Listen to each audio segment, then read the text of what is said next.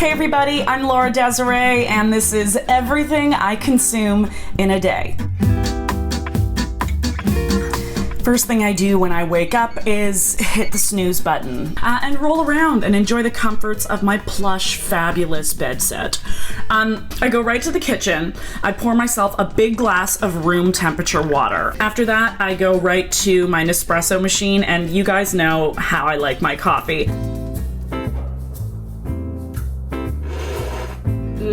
If I'm having a quick breakfast, I grab a handful of granola, toss it into a bowl, throw some oat milk on top of that, put a scoop of peanut butter and a scoop of honey in, and it feels like dessert. I usually will have a second, a third, or a fourth bowl, and that's when I'm really running late, okay? Because I can't stop myself when the flavors are so good. Usually when I get to the studio or to set, wherever I'm shooting, I'll have another cup of coffee.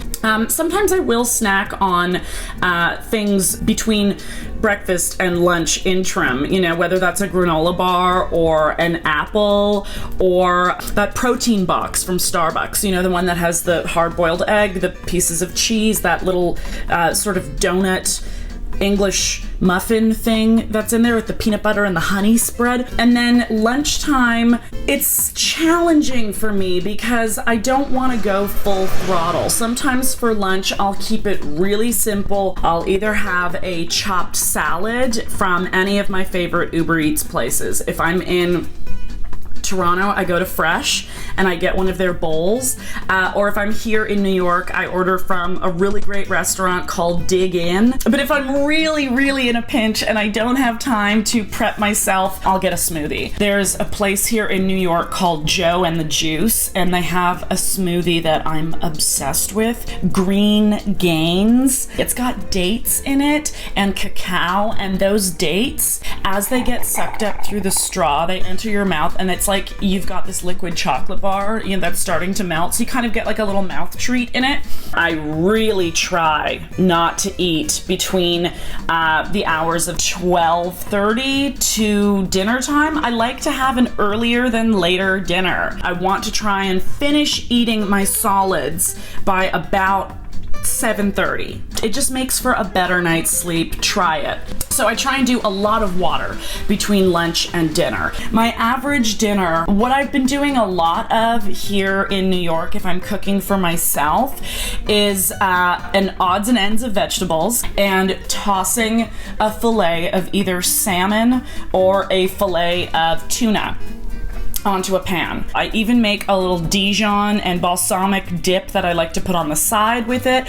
When it comes to going out, I love a good plate of chicken wings. If I'm in Toronto, I go to Duff's, and that's me eating recklessly. If I'm in Los Angeles, oh my God, I love to go to Cantor's Deli. I get to do my potato pancakes. I like to do a big breakfast dish. It's also super rock and roll. It's where, you know, Guns N' Roses would go for late night food. It's open 24/7. I would have to say my favorite though in Los Angeles, forever and for always, is going to be Chateau Marmont. It is so bougie.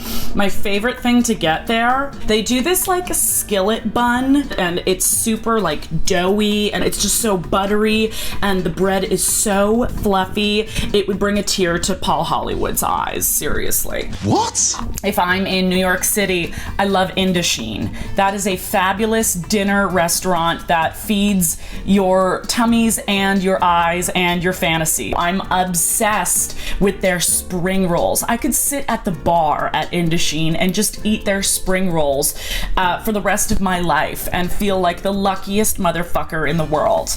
I also love Katz's Deli because you guys know I'm a big fan of that diner vibe, so I love doing like a roast beef sandwich there. Before bed, I like to wind down with a couple different cups of herbal tea. A peppermint tea, do it right after you finish your meal. And then after that, I like to wind down even further with, say, a lavender chamomile tea or a sleepy bedtime caramel tea. But anything that's labeled a sleepy time tea, put a little bit of honey in it. and put some almond milk on top of it or some oat milk on top, and it becomes this, additional dessert.